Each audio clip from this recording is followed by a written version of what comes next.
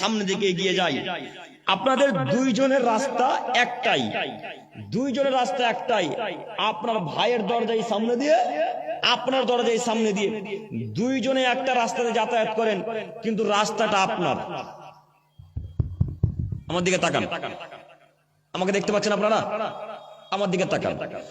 দুই ভাই একই দাগে বসবাস করেন, একই বাড়ি, দুই বাড়ি পাশাপাশি, কিন্তু যে রাস্তাতে চলাচল করবেন সে রাস্তাটা আপনার। কথা বোঝা গেছে কি? তো পরের দিন সকালে আপনার স্ত্রীর সাথে আপনার বউয়ের অত্যন্ত ঝামেলা, বেচাই গালি দেওয়া দেয়, মুখের ভাষা এত খারাপ, মনে হচ্ছে যেন লন্ডন থেকে পিএইচডি করে এসেছে, এত ভাষা খারাপ। তো ভাষা খারাপ করার পর আপনার স্ত্রী আপনাকে রাতের বেলায় কানে কানে বলছে, হ্যাঁ গো আব্দুর রহমানের আব্বা, জায়গাটা তো আমাদের, তো জায়গাটা ঘিরে দাও না, জায়গাটা তো আমাদের, জায়গাটাকে ঘিরে দাও, তাহলে ওরা যেতে পারবে না। তো আপনি আপনার স্ত্রীর কথা শুনে ঠিকই সকালবেলা জায়গাটাকে ঘিরে দিলেন। এখন বলেন তো ফলাফল কোথায়? কথা আমি বুঝাতে পারলাম না মনে হয়। এখন ফলাফল কোথায়? জাহান্নাম। আল্লাহর নবী বলছেন তোমরা মানুষকে যাতায়াতের জন্য রাস্তা করে দাও, আর আপনি আপনার স্ত্রীর বাক্য শুনে, কথা শুনে আপনার ভাইয়ের রাস্তাটাকে সংকীর্ণ করে দিলেন, ঘিরে দিলেন, মানে আপনার ভাই এখন না যেতে পারে। আবার ওই আপনার স্ত্রী লুকিয়ে লুকিয়ে দেখবেন কাঁচও ফেলে রাখে, বোরের কাঁটাও ফেলে রাখে। বোরের কাঁটা বুঝেন?